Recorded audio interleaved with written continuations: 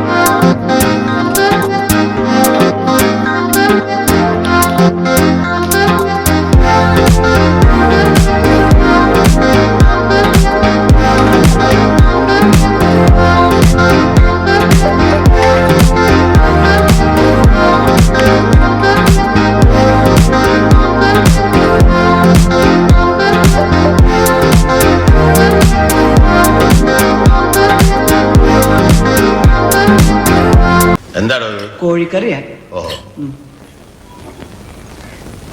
എന്താ? അല്ല, എന്നൊക്കെ പ്രായമുള്ള കോഴിയാണല്ലോ, കഴിക്കുന്ന മുമ്പ് ബഹുമാനിച്ചേക്കാന്ന് വിചാരിച്ചു. എന്റെ കാശ് നശിപ്പിക്കാൻ വേണ്ടി മാത്രം പറിച്ചു വിട്ടിരിക്കാളോടോ തന്നെ. ഇനി വല്ലതും ഉണ്ടോടോ നക്കാൻ? തന്നെ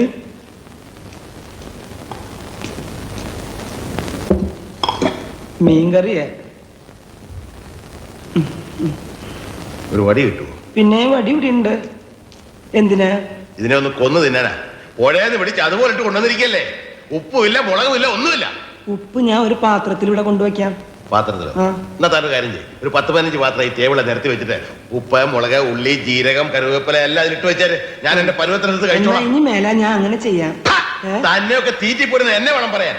തനിക്ക് പ്ലേറ്റ് ഒന്ന് കഴുകി വെച്ചു കൂടോ. കഴുകിയിട്ടുണ്ടല്ലോ. പച്ചവെള്ളത്തിലായി? അല്ല, ചൂടുള്ളത്തില്. ആര് വേണം ചൂടുള്ളത് കഴിയാൻ? എന്നാ ഞാൻ ഒരു സത്യം പറയാം, ഞാൻ പച്ചവെള്ളത്തില കഴിയുന്നു.